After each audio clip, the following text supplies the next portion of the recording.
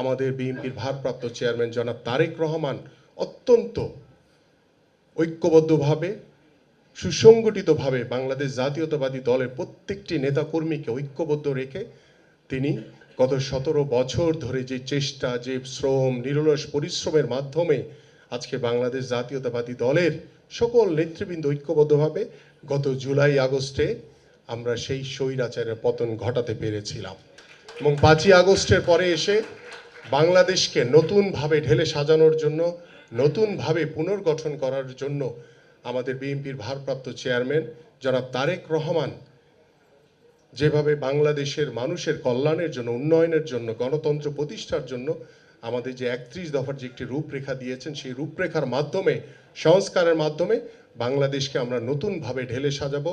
বাংলাদেশকে সংস্কারের মাধ্যমে বাংলাদেশের জনগণের যে আস্থা, যে বিশ্বাস, সেই বিশ্বাস নিয়ে আমরা কাজ করে যাব। এটাই হচ্ছে আমাদের ব্রত, এটাই হচ্ছে আমাদের প্রত্যাশা, এটাই হচ্ছে আমাদের স্বপ্ন। এই স্বপ্নের মাঝখানের ছোট্ট একজন কর্মী হিসেবে আমি কোথাও না কোথাও ছিলাম। আমি 2014 সালে বাংলাদেশ জাতীয়তাবাদী দলের রাজনীতিতে যোগদান করেছি খেলা ছেড়ে দেওয়ার পরে।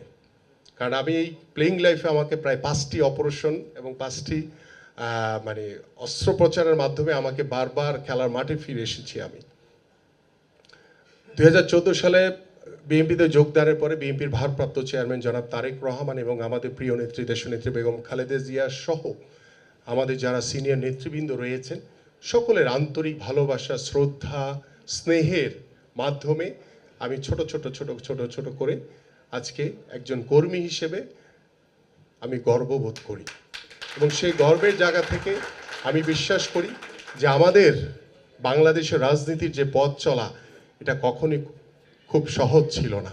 গত 17 বছরে আমাদের উপরে কি রকম জুলুম, নির্যাতন, নিপীড়ন হয়েছে আপনারা সকলেই জানেন।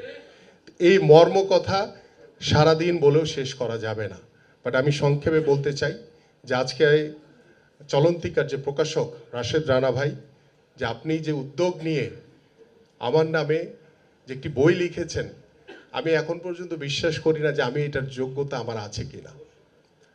আমি বিশ্বাস করি যে আমি একজন এদেশের মানুষ হিসেবে, একজন নাগরিক হিসেবে আমি আমার জায়গা থেকে এদেশের মানুষের জন্য যদি কিছু করতে পারি সেটাই হচ্ছে আমার সবচেয়ে বেশি স্বপ্ন, সেটাই হচ্ছে আমার প্রত্যাশা।